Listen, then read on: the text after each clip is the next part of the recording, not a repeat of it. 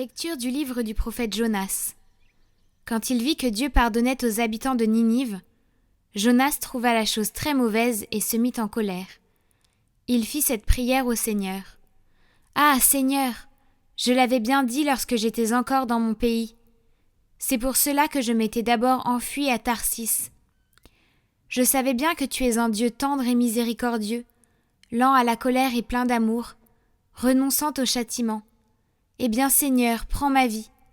Mieux vaut pour moi mourir que vivre. » Le Seigneur lui dit : « As-tu vraiment raison de te mettre en colère ? » Jonas sortit de Ninive et s'assit à l'est de la ville.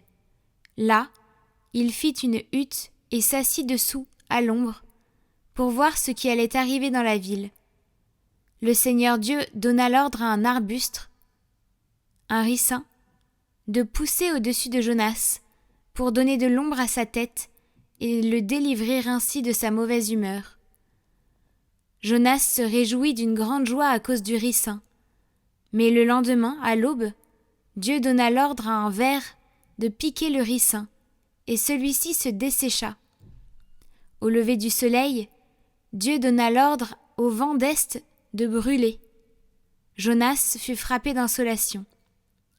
Se sentant défaillir, il demanda la mort et ajouta : « Mieux vaut pour moi mourir que vivre. » Dieu dit à Jonas : « As-tu vraiment raison de te mettre en colère au sujet de ce ricin ? » Il répondit : « Oui, j'ai bien raison de me mettre en colère jusqu'à souhaiter la mort. » Le Seigneur répliqua : « Toi, tu as pitié de ce ricin, qui ne t'a coûté aucun travail et que tu n'as pas fait grandir, qui a poussé en une nuit, et en une nuit a disparu.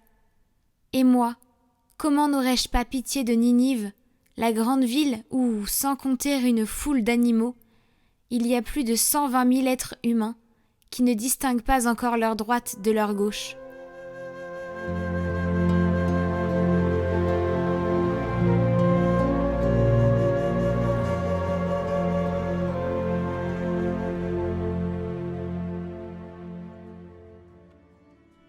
Toi, Seigneur, Dieu de tendresse et de pitié, prends pitié de moi, Seigneur, toi que j'appelle chaque jour. Seigneur, réjouis ton serviteur, vers toi j'élève mon âme.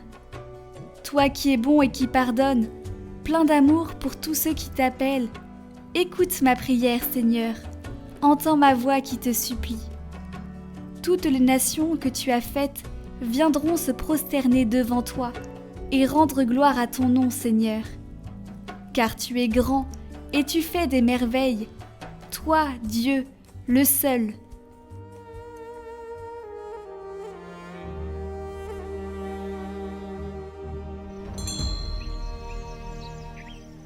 Évangile de Jésus-Christ selon saint Luc. Il arriva que Jésus, en un certain lieu, était en prière. Quand il eut terminé, un de ses disciples lui demanda : « Seigneur, apprends-nous à prier, comme Jean le Baptiste, lui aussi, l'a appris à ses disciples. » Il leur répondit : « Quand vous priez, dites : Père, que ton nom soit sanctifié, que ton règne vienne. Donne-nous le pain dont nous avons besoin pour chaque jour. Pardonne-nous nos péchés, car nous-mêmes nous pardonnons aussi à tous ceux qui ont des torts envers nous. Et ne nous laisse pas entrer en tentation. »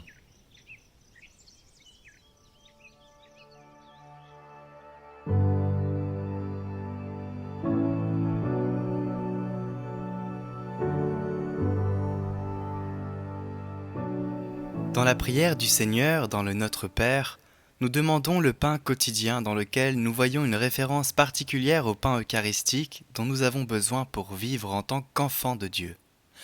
Nous demandons également la remise de nos dettes. Et pour être dignes de recevoir le pardon de Dieu, nous nous engageons à pardonner à ceux qui nous ont offensés. Et ce n'est pas facile. Pardonner à ceux qui nous ont offensés n'est pas facile. C'est une grâce que nous devons demander. Seigneur, apprends-moi à pardonner comme tu m'as pardonné. C'est une grâce.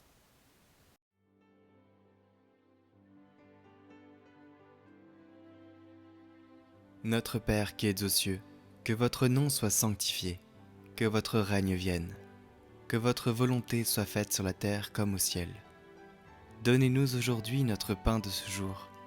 Pardonnez-nous nos offenses, comme nous pardonnons aussi à ceux qui nous ont offensés. Et ne nous laissez pas entrer en tentation, mais délivrez-nous du mal. Amen.